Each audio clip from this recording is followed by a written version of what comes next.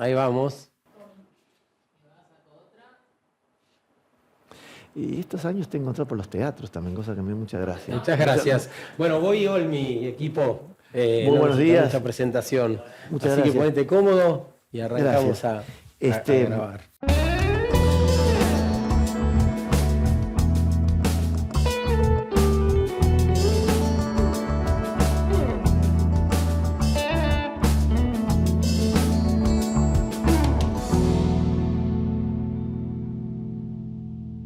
Nombrar la transición, definirla, poder poner en palabras lo que estamos sintiendo y hacia dónde queremos ir.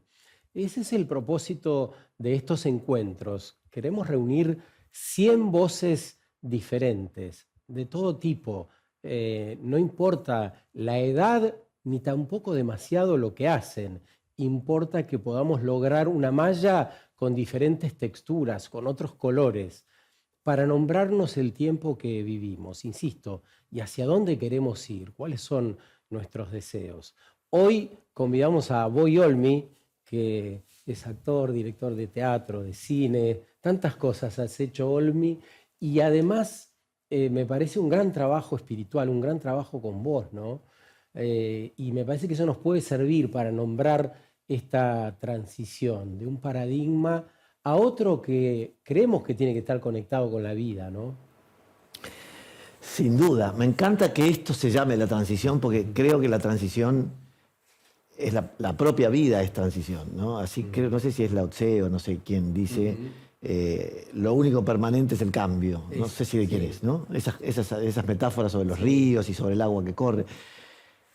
La vida es cambio permanente y estamos en transición permanente. Y como vos y yo sabemos, estamos frente a un desafío de una forma de transición mucho más grande, porque ese cambio de paradigma al que vos aludís tiene que ver con que o nos damos cuenta de la que estamos todos y generamos una conciencia holística de que estamos todos metidos en el mismo baile, o nos vamos a golpear cada vez más fuerte.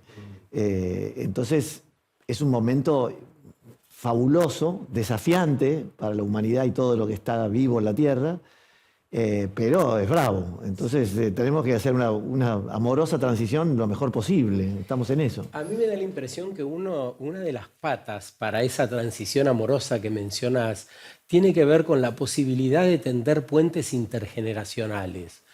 ¿Qué sentís con eso? ¿Cómo te va con eso? Me va perfecto, me va perfecto.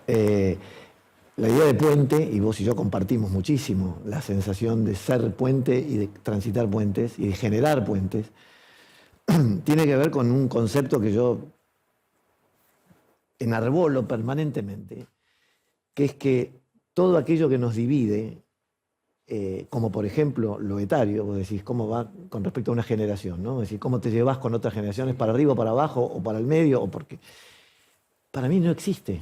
Es decir, para mí no hay fronteras. Así como también veo cómo podríamos desdibujar un poco, más allá de las culturas y las nacionalidades, las fronteras políticas que dividen a los países, como si acá empezara una cosa y terminara otra, ¿no? Cuando hay una raya virtual imaginaria.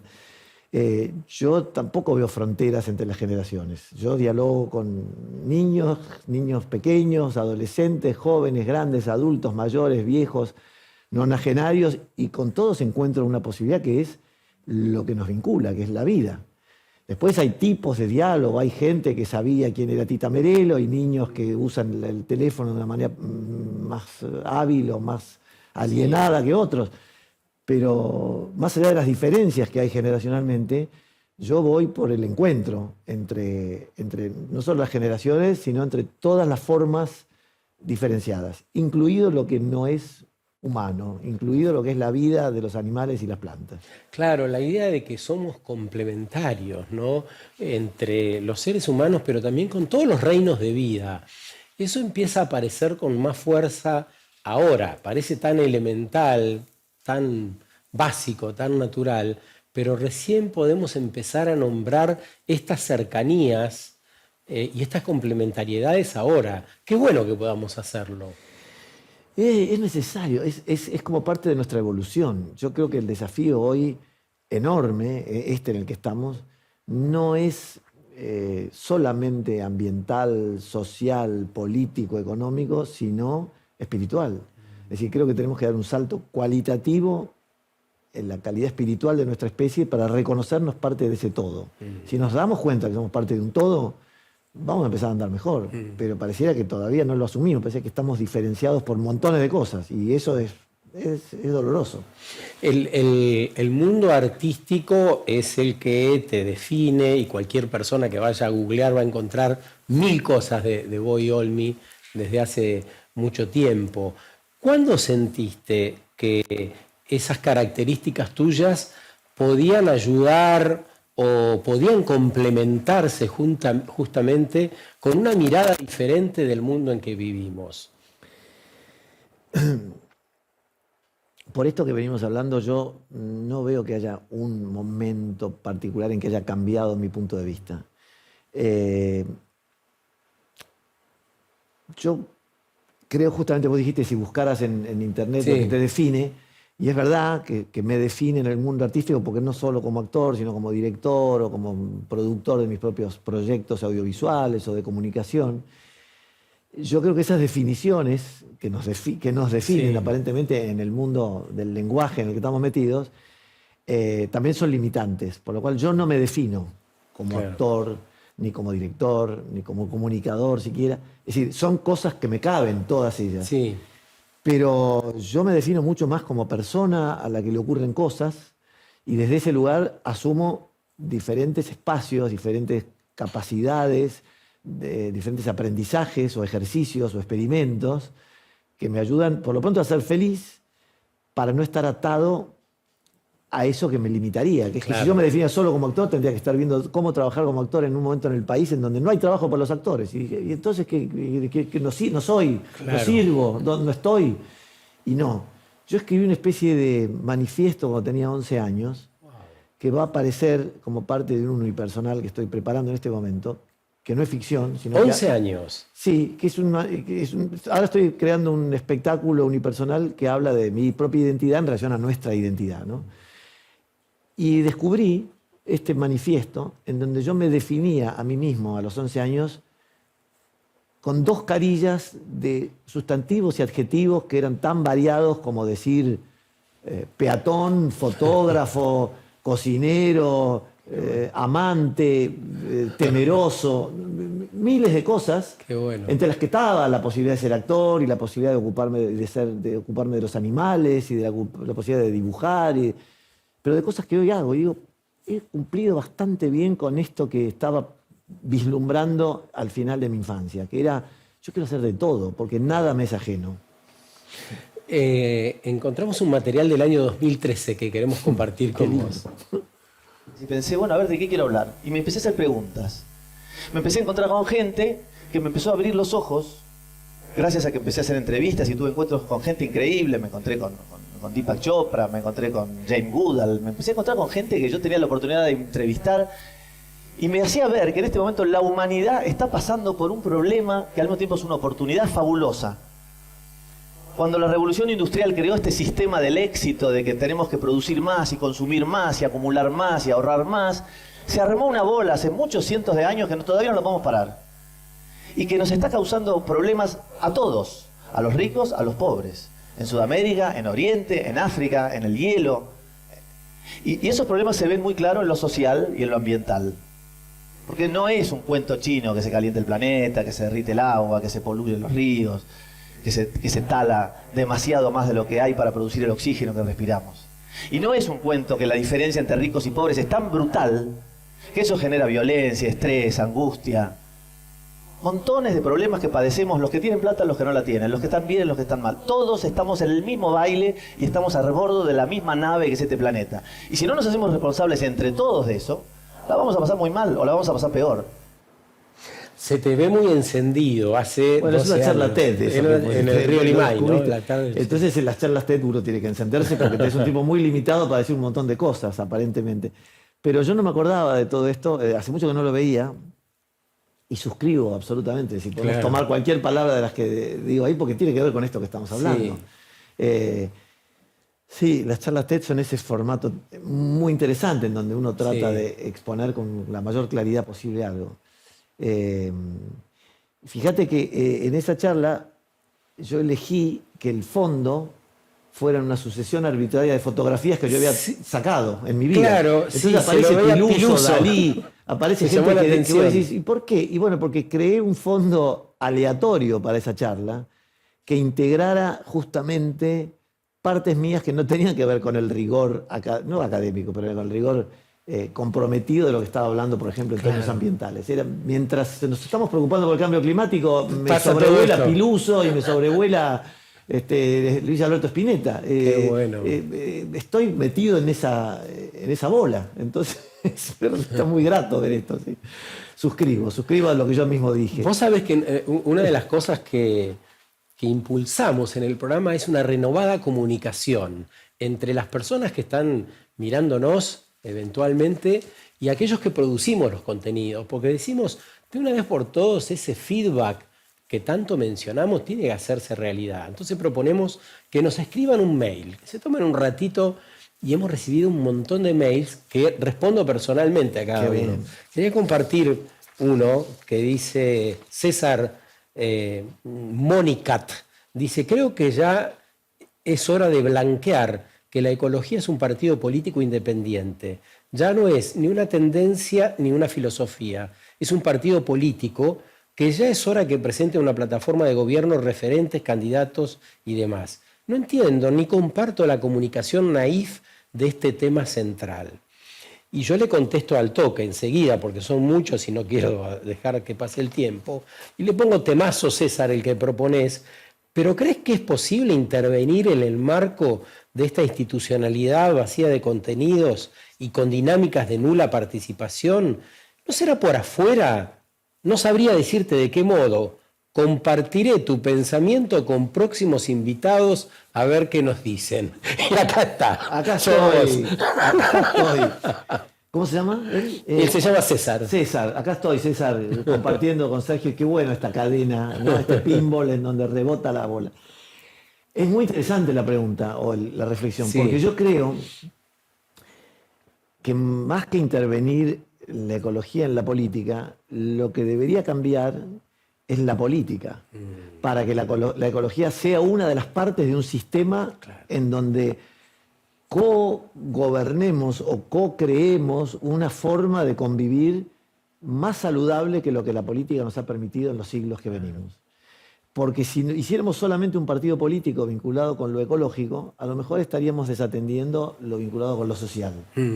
Porque podríamos generar una ecología que no tomara en cuenta lo que es la justicia social, por Claro. ejemplo. Sí, sí. Y entonces creo que no alcanzaría, porque entonces yo apoyaría un partido que se ocupara de lo ecológico, pero seguramente, ¿no? en un marco eleccionario como los que solemos tener, y digo, uy, mirá, qué bueno, hay alguien que tiene esta bandera. Sí, pero me está faltando mucho de la otra. Entonces, ¿qué tipo de sistema habría que crear para que más allá de la ecología... Es como hablar del... hace poco vi una entrevista, un documental sobre María Luisa Bember, pionera de muchas cosas, y entre otras del feminismo. Y María Luisa decía, hace 40 o 50 años, el feminismo no tendría que existir en la medida que los hombres y las mujeres ocupáramos los lugares que tendríamos que ocupar. Es decir, es una y esto no quiero que se malinterprete, que decir, está muy bien que exista el feminismo, pero el feminismo es una reacción a un machismo y a una sociedad que deformó Que la está relación entre hombres y mujeres. distorsionando, Entonces, claro. para mí sería buenísimo que no existieran los partidos políticos. Para mí sería buenísimo que no existiera la política como la venimos llevando, porque como la venimos llevando, pareciera que no funciona bien. Porque sigue representando intereses parciales, de grupos parciales para mandatos que duran un periodo corto de tiempo, y entonces son los intereses de ese grupo que se opone a otro grupo para demostrar que su idea es mejor que la otra. Sí. Y así es como venimos penduleando y violentamente enfrentándonos de una forma que no alcanza para la gravedad de los problemas que tenemos que enfrentar. Y entonces esta pregunta está muy bien, porque la ecología tendría que mandar. Sí, y además, César, ¿no te hace pensar de algún modo, Boy, en que todos somos ecologistas, ambientalistas, como quieras llamar? ¿Quién desea, o en términos generales, ¿no?, que se destruyan todos los árboles, contaminar los ríos, romper las montañas, el hábitat donde vivimos. En realidad, me parece que en términos generales la mayoría de las personas tenemos una conexión con la vida ahí que no queremos destruir.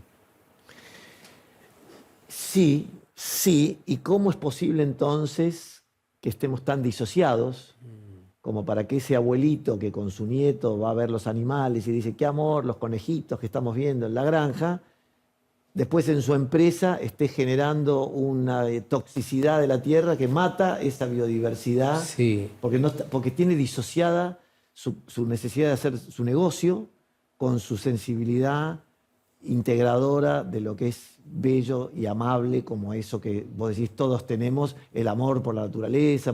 Es decir, pareciera que tenemos una disociación en donde por momentos sí, pero por otros momentos no estamos midiendo las consecuencias de lo que hacemos. ¿Y no habrá una distorsión en la comunicación? ¿Nos estamos contando con visos de realidad lo que nos está pasando? ¿O hacemos encajar la vida que llevamos con ese sistema del cual vos hablabas y que evidentemente no nos está haciendo bien, ¿no?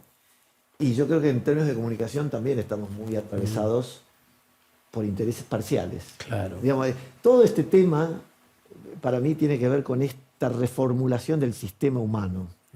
Porque la comunicación, entendida como lo que podemos transmitir a través de cámaras, micrófonos y cosas, también está sesgada a veces por los intereses de qué medio es el que está comunicando. Entonces vos decís, esta oposición que existe en la Argentina, vos decís, leo este diario y leo este otro, y te cuentan el mismo hecho de dos maneras antitéticas que parece un chiste. Sí. Decís, ¿cómo puede ser?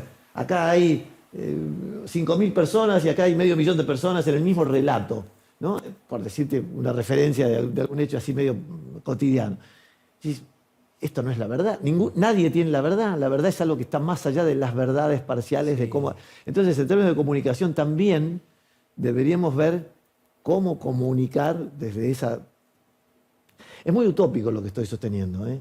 Creo que esta idea de que yo digo no debería haber fronteras, mirá las cosas que vengo diciendo, no debería haber partidos políticos, no debería haber política como la entendemos, no. Parecía decir, pero ¿en qué mundo crees que estás viviendo? Pero ¿crees que es utópico? Yo a veces también hablamos acá sobre el tema de lo innecesario de la guerra, lo vetusto que resulta para esta parte del siglo XXI pensar que vamos a resolver nuestros conflictos a los tiros y asesinando personas. ¿Pero cómo puede ser? Eso no es utopía, me parece. Claro, ¿no? pero vos fíjate, guerra existe desde que los hombres, es decir, en la película de Kubrick, cuando el hombre descubre la herramienta, en 2001 hablo, ¿no? Que fue hecha con una anticipación increíble, porque además ahí se habla de inteligencia artificial y el hombre termina desconectando la computadora que parece que toma el poder, ¿no? Es una película hecha hace 50 años, no me acuerdo cuándo tiene 2001, pero más o menos, 40 años atrás. Podemos buscar el dato de 2001, Odisea del Espacio. Si no la vieron, busquen esto. La película empieza con el momento en que en esa transición entre el simio y el hombre descubren la herramienta, algo que Jane Goodall también participó, que es el descubrimiento de la inteligencia de los simios, y toman un hueso y lo transforman en una herramienta con la que matar al enemigo, ¿no? Y le dan en la cabeza al de al otro clan. A partir de ahí empiezan las guerras, y guerras ha habido en todos los pueblos antiguos hasta el día de hoy, y no se ha detenido jamás. ¿Cómo es posible que siga habiendo guerra cuando vos y yo coincidimos en que no nos podemos matar entre hermanos, morir niños inocentes? Como si además los militares involucrados no fueran también inocentes. Es decir, están muriendo inocentes, están muriendo civiles. Civiles y militares, no es que los militares son militares para matar y morir. Los militares, no sé, que están para salvaguardar la paz, no para ir a matar al enemigo. Entonces, volvemos otra vez al tema de la utopía. ¿Qué mundo podría existir sin guerra? Bueno, un mundo mejor, un mundo idílico, un mundo al que tenemos que aspirar necesariamente. Y lo cierto es que hay cosas que han cambiado, ¿no? Cambia el modo de vincularnos, cambia la educación, empiezan a cambiar algunos liderazgos. Si todo cambia, ¿por qué no cambiaría el tema de resolver los conflictos? ¿Por qué no cambiaría la economía, el modo de hacer la política? Me parece que, volviendo a tu idea, este es un momento de gran desafío. Como es tan turbulento, hay muchas personas que se deprimen, hay muchas personas que están verdaderamente angustiadas. Te veo muy activo, te veo con proyectos, siempre con una palabra que nos entusiasma. ¿Cuál es tu fórmula?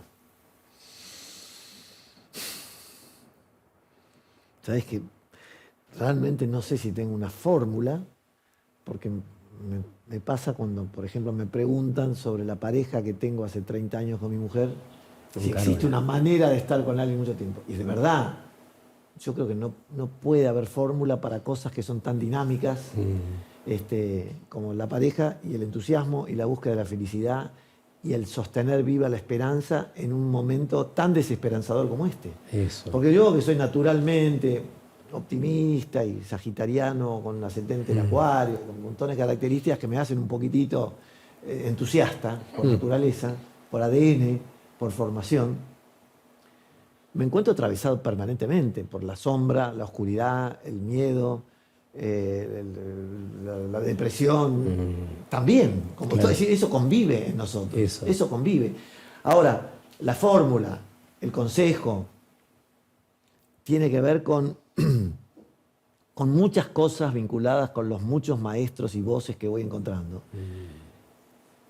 Hay uno, por citar a uno de muchos, porque la verdad que no es una, pero uno que me reapareció estos días, por ejemplo, es el Brother David, es ese austríaco que tiene 98 años y que ha desarrollado una práctica y una disciplina, una filosofía basada en el agradecimiento, ¿no? En el entender que nada de lo que ocurre cada día que estamos viviendo nos es dado porque sí. Claro. Es decir, abrís la puerta de tu casa y tenés una casa en la que estás y hay un sol que salió a la mañana y hay aire que podés respirar y hay agua que sale por la canilla, si es que tenés una canilla en tu casa y hay agua corriente. Y cada acción y cada cosa que pasa es motivo de un agradecimiento. Y él sostiene que no se agradece el ser feliz, sino que se es feliz por agradecer, ¿no? Y por lo tanto se es entusiasta por poder mirar y valorar todo lo que va ocurriendo cada momento.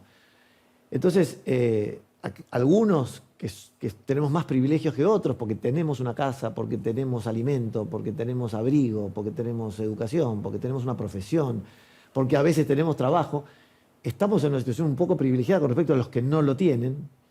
Y aún aquellos que no lo tienen, también tienen cosas para agradecer, como ese cielo que miramos cuando miramos para arriba, como ese amor que recibimos por los afectos que tenemos cerca, por ese nidito caliente en donde te podés tocar los pies con una persona a la noche si la tenés cerca, o con un niño que podés abrazar. Entonces, motivo para agradecer hay en cualquier realidad. El tema es que podamos tener capacidad de verlo. Claro. Esta no es mi fórmula, porque te podría decir muchos caminos que me llevan a esto que sugerís. Otro tiene que ver con la acción, con salir a la acción. Yo me levanto. Yo he tenido distintos periodos en la vida y hay momentos que mis amaneceres son muy diferentes. He tenido periodos de mayor angustia en donde no quiero salir de la cama y me cuesta salir de la realidad y entonces quiero no despegarme de la mujer que tengo cerquita porque me hace acordar a esa cuestión de protección media intrauterina en donde no quiero salir de la cama porque el mundo es tremendo. Me ha pasado. Claro. Y últimamente, en etapas de mayor entusiasmo, me despierto muy temprano y salgo a caminar y salgo a andar en bicicleta y salgo a respirar antes de todas y me despierto antes de las actividades, que son muchas, pero para darle un espacio a esa manera de agradecer el día, el sol que sale, el aire que se respira. Este es el canal de la ciudad y celebro que la ciudad tenga su canal. Yo amo esta ciudad, la verdad la amo. Y hay un lugar bastante cerca de mi casa, porque vivo en la parte real de la ciudad, pero muy cerca de Puerto Madero, que es una parte un poco más irreal de la ciudad. Y me voy a la reserva ecológica. Claro. Y la reserva ecológica es la posibilidad de respirar aire, plantas, pájaros, cielo, agua, río, como si nos fuéramos a los esteros de Liberá, pero a 8 cuadras de Plaza de Mayo, al lado de los bombos y los estruendos y del tráfico. Y decís, mirá, esto está acá nomás. Entonces busco en la agenda un espacio para decirle, hoy me pasó. Y me detengo en cosas muy raras. Me pasó esta mañana temprano, porque duermo pocas horas.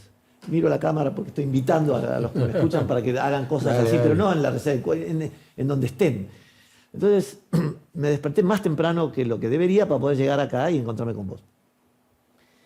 Y tomé una bicicleta de la ciudad. Me gustan mucho las bicicletas de la ciudad porque no tengo espacio en mi casa y uso las bicicletas públicas de la ciudad. Y me fui a andar en bicicleta. Y en mi recorrida, en un amanecer que prácticamente no había nadie, de golpe, entre las plantas, emerge un conejo. Y no una liebre, sino un conejo negro, grande. Conozco bastante de animales y no era una liebre de las que... Y además no hay liebres en ese lugar. Y veo el conejo, me quedé pensando, qué bonito, qué simpático, pero esto es raro. Entonces, bueno, cuando terminé mi vuelta, me paré a charlar con los guardaparques. Estaba apurado, porque tenía que venir acá, tenía que llegar a casa, cambiarme, bañarme, después de acá voy a otro lado. Pero valía detenerme a reflexionar con los guardaparques sobre esto. Entonces me detuve 5 minutos. Chicos, encontré un conejo, ¿qué es esto? Bueno, sí, parece que hay conejos porque hay gente que los trae y los suelta. Bueno, pero no conviene, son amorosos, pero no conviene. Y no, porque se reproducen y entonces depredan porque no están en el equilibrio, es decir, no debería. ¿Y cómo? Bueno, no, ¿y qué especies hay acá? Bueno, tenemos los pájaros, qué sé yo, algunos, ¿cómo se llaman? Los coipos. Los coipos, Sí. Los coipos, sí, coipos está bueno, en las lagunas hay unos coipos. Ah, digo yo, qué lindo. Y coipos está bien que haya, sí. Y gatos no, porque la gente no puede venir a soltar su gato como hacían en una época en el botánico, que es tremendo. No, porque los gatos se reproducen, entonces dañan las especies y las aves. No, gatos, por favor, no. No se puede ir a soltar animales a la reserva. Claro. Hay gente que deja tortugas, dicen. Y yo digo, pero tortugas terrestres. Y eso no jode a nadie. No, sí, porque no hay espacio para la tortuga terrestre. Hay tortugas acuáticas, naturalmente, hay que son divinas cuando las ves. Sí. Pero terrestres no. Ah, no. Entonces, ¿y qué podía haber que...? Y yo digo, ¿y carpinchos? Que hay tanto escándalo con la pérdida de humedales en los lugares donde el desarrollo inmobiliario está dañando los humedales y es un peligro para la absorción de la tierra y podemos desarrollar el tema de los humedales y de cómo esa esponja hay que cuidarla en nuestro entorno. Y hay escándalos graciosos y patéticos sobre los carpinchos en lugares de nuestro entorno del conurbano. Carpinchos sí, dicen. En algunas reservas hay carpinchos. ¿Y podría haber? ¿Y quieren que hagamos una gestión? Bueno, pues un tema de gobierno. Digo, pero yo podría favorecer o dialogar con alguien para ver. ¿Quieren que tratemos de rescatar algunos carpinchos de algún lado donde estén siendo malheridos? Podría ser. Entonces empezó a desarrollar un proyecto, pero esto mientras iba de casa, la bicicleta, dejar la bicicleta hasta acá para venir acá y no tengo tiempo de ocuparme de la reinserción del carpincho en la costa bonaerense. Sin embargo, pensé, estas cosas me dan entusiasmo. No tiene ningún sentido, entre comillas, lógico, que yo me ponga a desarrollar un proyecto de traer carpinchos a la reserva ecológica. Además dije, por favor, que lo estudien los biólogos de acá, a ver si dañamos el ecosistema, si no debería haber nada inconveniente. Por ahí estoy diciendo una barbaridad y ya me están retando del gobierno de la ciudad diciendo, no, estás loco, no puedes traer carpinchos a la ciudad. Pero me lo pregunto, pero estas preguntas me llenan de entusiasmo. Lindo el ejemplo que nos dejabas para terminar este primer bloque, porque habla de la simpleza. A veces pareciera que todo es más simple. Antes nos decía Boy Olmi, estoy leyendo a alguien que me dice que hay que agradecer cada día. Terminar el día agradeciendo lo que nos pasó, para poder empezar al otro día de cero, para vivir ese presente necesario que nos hará hacer cosas, vivir, conectar en definitiva. Ya volvemos con Boy Olmi.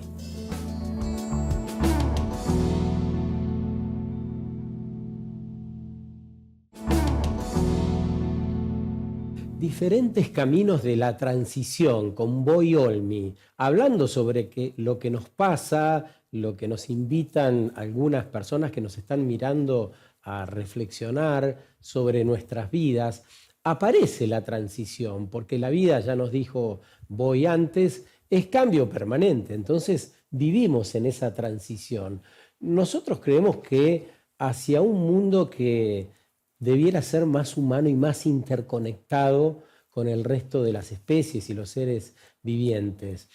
Me gustaría hablar, Boy, en aquellas personas que te inspiraron fuertemente y que te llevaron a compartirlas con diferentes públicos a través de tus obras, a través de tu acción también.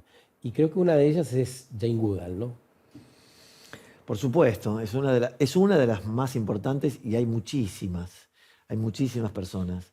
Yo como vos he puesto la intención de que mis herramientas de comunicación estén al servicio de algo más importante que solamente aparecer en una pantalla, sino ser puente entre gente que tiene cosas para decir y gente que tiene oídos y corazón para escuchar, como los que nos están escuchando en este momento.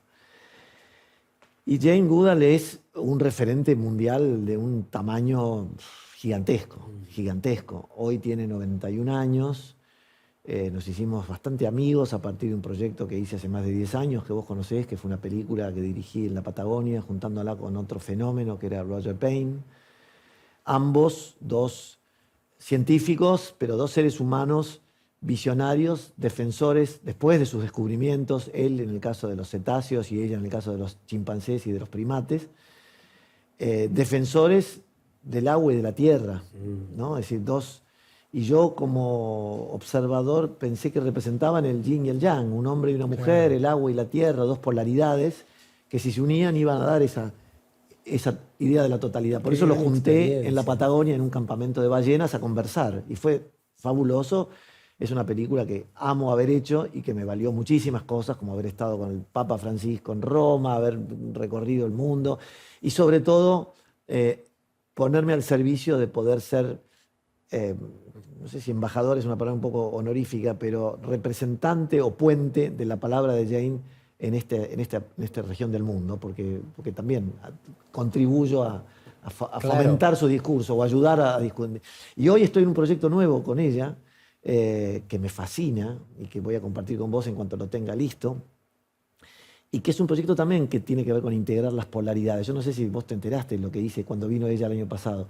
Ella cumplió 90 años el año pasado, habían pasado 10 años de Jane and Payne, esa película, y por esta confianza y esta amistad que se ha generado le propuse algo zarpado para su flema británica, pero no zarpado porque realmente es muy atrevida. Ella nada más atrevido que una mujer que se fue a vivir a los 25 años a la África entre los monos sola y desafió todas las reglas y todas las reglas vinculadas con lo femenino, con el peligro.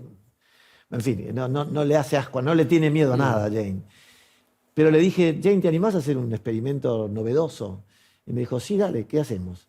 Y entonces, en el último día de los que estuvo en Buenos Aires el año pasado, la llevé a pasar la tarde, era el Día del Niño, domingo 18 de agosto del año pasado, a la casa de Lito Vitale, donde la reuní, donde la senté en una rueda como las que vos y yo hemos compartido muchas veces, una rueda en la que estaban invitados por mí y por Lito, León Gieco, Nadia Larcher, Kevin Johansen, Patricia Sosa, Nacha Guevara, Benito Cerati, Katia Aleman,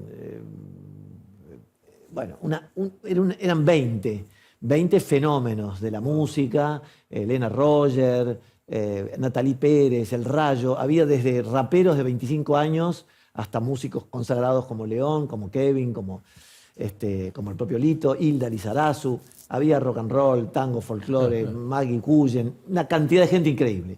Todos en esta rueda, pasamos la tarde. Entonces Jane hablaba en inglés, como habla, yo la traducía por distintos fragmentos y segmentos de su relato, y después de cada bloque, el grupo, dirigidos por Nico Sorín, que es un increíble compositor y director, y otro creativo musical increíble, muy bueno, improvisábamos una especie de canalización vibracional sonora de lo que acabábamos de escuchar en forma de relato de Jane.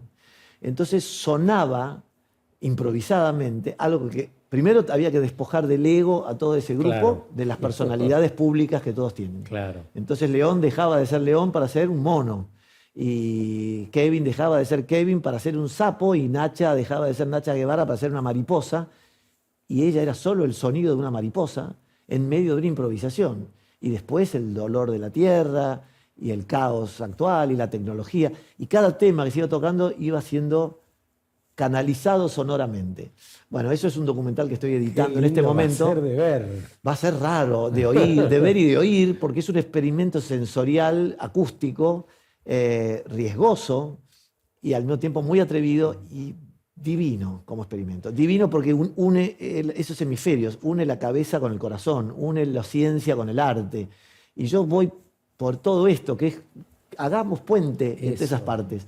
Entonces Jane la pasó bárbaro y todos la pasamos bárbaro.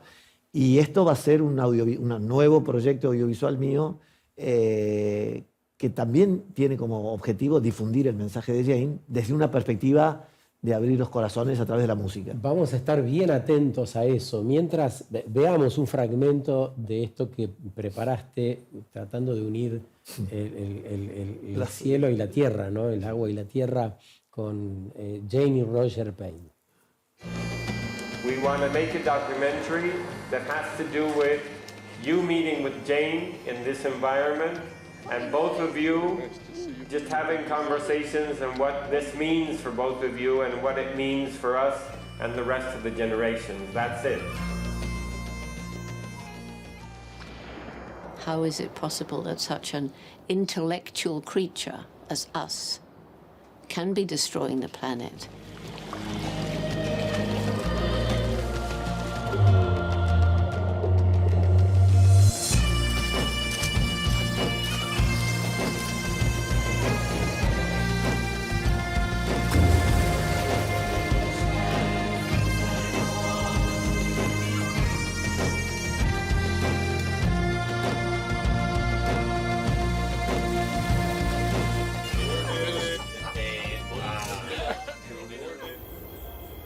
Mother Earth is doing her best to repair, but the point's going to come when she can't, so we have to help her. How do you help her?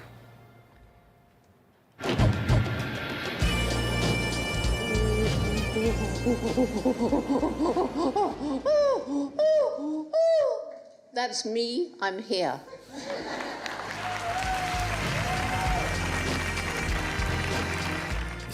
Bueno, esto está... Vos sabés que me conmueve profundamente Sí. esto. Profundamente. Esta es de las cosas altamente felices que me han pasado en la vida. Me pasan cosas felices muy a menudo. Pero haber logrado hacer esto Es para un mí logro es impactante. algo muy importante. Muy importante. Porque además siento, voy, miraba, las hiciste todas, llevaste el instrumento, estaban en un lugar donde utilizan los científicos para estudiar las ballenas, ese puesto icónico que hay en medio de la nada, convivieron con otras personas de diferentes edades. ¿Sabes Es por muy qué, importante. por qué aceptaron venir a hacer esto? Porque los dos tienen unas agendas internacionales. Me imagino, Él claro. se murió hace 2 Sí. años, querido Roger. Mm. Cuando yo les propuse este proyecto, los dos me contestaron lo mismo. Vamos a ir a hacer tu película porque hace 40 años que nos admiramos y nunca hemos podido juntarnos a conversar. Y yo los junté a conversar en ese paraíso idílico, bajo la luz de las estrellas, de los fuegos, tomándose un whiskycito a la orilla del mar, oyendo las ballenas. Y yo dejé que ocurriera lo que tenía que ocurrir. Y hoy te emociona, en aquel momento, ¿qué fue lo que más te impactó de ese encuentro? Mira, me impactó que ocurriera. Me impactó que si Esté uno... sucediendo. Claro, que si uno invoca a las fuerzas del bien para que se junten el agua con la tierra, el hombre con la mujer, se puede generar un acto amoroso de esta potencia, como fue el encuentro de estas dos potencias que son Jane y Payne, y que simplemente haya que acomodar las cosas para que ocurra. Y yo me sentí colaborando para que eso ocurriera. Esto me llena el corazón muchísimo. Sí. Esto me llevó a darme ese abrazo con el Papa cuando fui a Roma a mostrarle la película a Jane, que andaba en su gira mundial años después, y fui a llevarle la película a ella. Me dijo, encontrémonos en Roma porque estoy en mi gira. Entonces, y de paso lo vemos al Papa, me dijo. Y yo dije, ¿cómo? Y sí, entonces me encontré con el Papa y cuando le expliqué esto me dijo, es por ahí porque estoy escribiendo el Laudato Si. Qué maravilla. Y es por ahí, me dijo el Papa Francisco. Y yo dije, "Ay, bueno, entonces, ¿qué más da? ¿Cuál es el problema? Si estamos haciendo lo que podemos. Sí, ¿y eso qué es? Porque solemos hablar, decir, bueno, se alineó el universo, tuve suerte, dirán otros. ¿Qué tiene que pasar para que acontezca esta cadena de hechos virtuosos? Bueno, vos sabés que los cuánticos sostienen que hay que crear la realidad que uno quiere ver, ¿no? Y yo creo muy firmemente en las cosas que hago y que me llevan a hacer cosas a veces difíciles para otros y que para mí son un juego feliz. Yo fui muy feliz haciendo esto y soy muy feliz hoy. Yo salgo de acá y te dije, tengo el tiempo muy justo porque me subo a mi auto y llego a la isla de edición a editar este nuevo documental que estoy haciendo con Jane y los músicos, que es la continuidad de esto 12 años después. Entonces, esa felicidad que busco, en realidad, es el motor para poder hacer cosas que son difíciles. Es difícil sobrevivir en este mundo. Es muy difícil sobrevivir. Y sobrevivir a las condiciones a veces infrahumanas en las que tenemos que vivir frente a las guerras, frente a la desigualdad económica, frente al dolor, frente a la enfermedad, frente al miedo. Yo creo, citando un poco a Castaneda, también que es otro referente histórico, que el enemigo que tenemos, Castaneda dice, el hombre es a la medida de su miedo, el hombre y la mujer, ¿no? Es decir, es hasta donde te atrevas a hacer. Wow.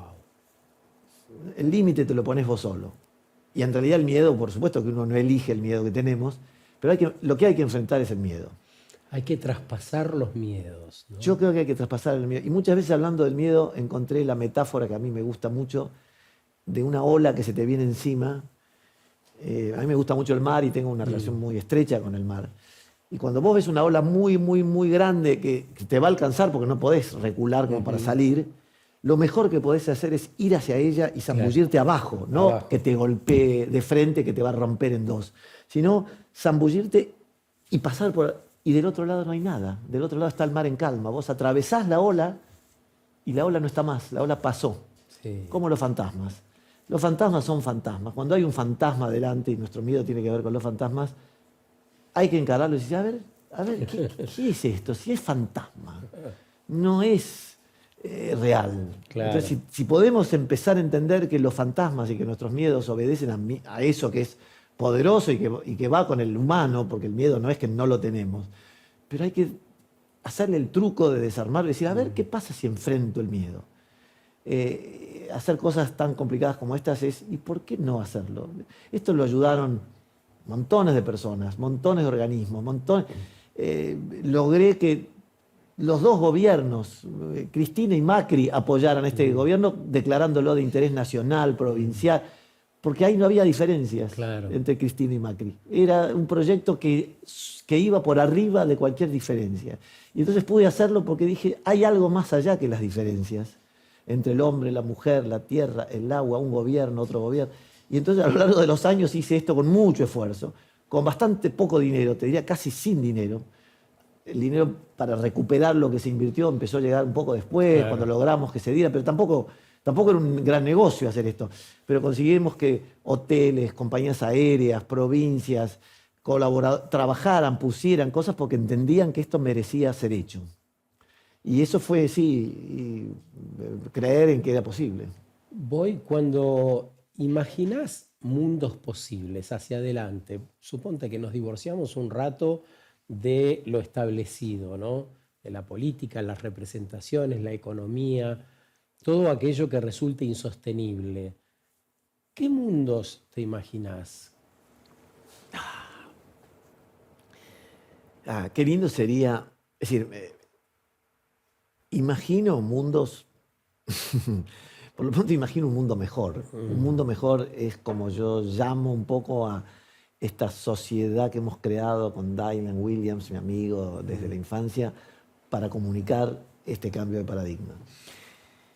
Y entonces imagino un mundo en donde vivamos como conscientes de que formamos parte de una totalidad, cada uno de los individuos sea responsable de la totalidad y de su propia individualidad, como son las hormigas en los hormigueros y las abejas en las colmenas, donde cada uno tiene su lugar, cada uno es único, pero al mismo tiempo estamos trabajando todos para que exista el hormiguero, para que exista la colmena, para que se produzca la miel, para que podamos convivir con las otras grupos de hormigueros y colmenas que intercambiamos polen.